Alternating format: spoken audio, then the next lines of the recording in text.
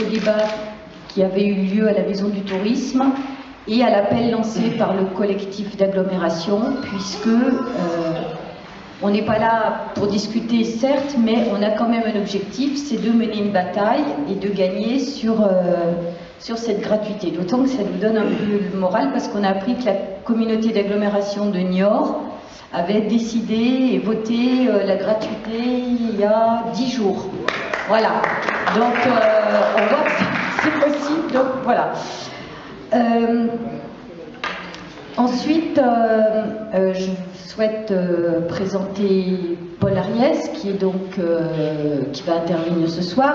Paul, il est enseignant, il est chercheur, il est surtout responsable de l'Observatoire international de la gratuité des services publics et des biens communs. Il est aussi rédacteur en chef d'une revue qui s'appelle Les Indignés. Moi, je l'achète chaque fois que j'ai l'occasion, et c'est une revue qui est vraiment intéressante, et donc il y a plusieurs des bouquins qu'il a écrits ou qui ont été écrits collectivement, qui sont sur la table, et que vous pouvez acheter si vous souhaitez, et discuter après avec Paul. Mariano sera notre accompagnateur du débat ce soir, donc il vous donnera un petit peu les règles. Moi, je souhaiterais là excuser Françoise Gervier, qui est maire de Venon et qui est vice-présidente du SMTC, et qui est vraiment désolée parce qu'elle aurait souhaité participer au débat. Elle l'avait fait quand il y avait eu le débat à la Maison du Tourisme, mais ce soir, elle a une rencontre avec les habitants sur sa commune. Et puis, je souhaite excuser aussi Jean-Paul Trovero, qui est le maire de Fontaine, qui est le président de la SMITAC. C'est pareil, Jean-Paul, il avait bien animé, pour ceux qui ont fait le débat, la fête du travailleur alpin.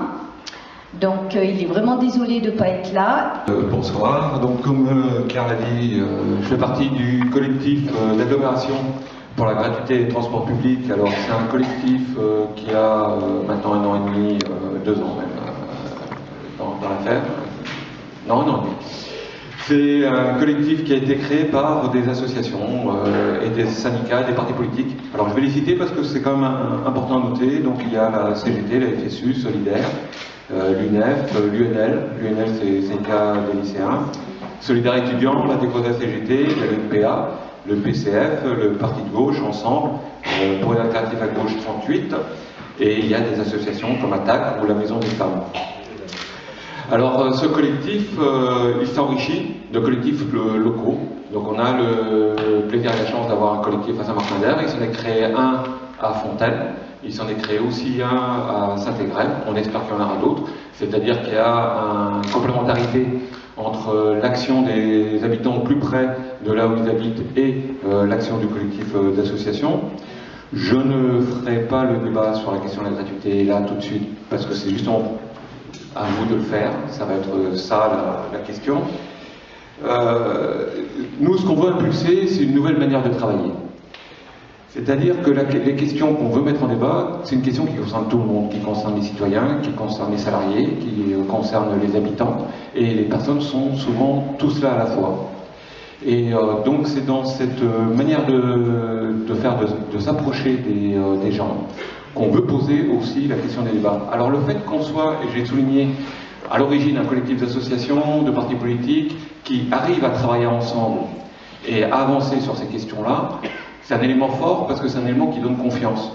C'est un élément de rapport de force qui permet d'avancer là-dessus, et dans la situation actuelle, dans le monde actuel, qu'on puisse avancer ensemble sur des questions qui concernent à ce point le quotidien des gens est un point très fort.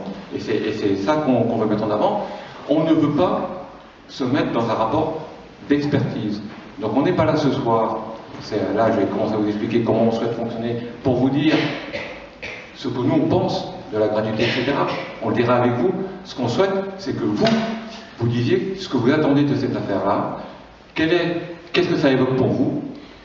Quels sont les ressentis, les émotions, les réflexions, les débats que vous souhaitez avoir là-dessus. Et c'est par rapport à vos interventions qu'on essaiera à nous de réagir, de rebondir. Et effectivement, notre invité Paul aura une place particulière matière pour amener sa réflexion et son travail sur la question générale de la gratuité.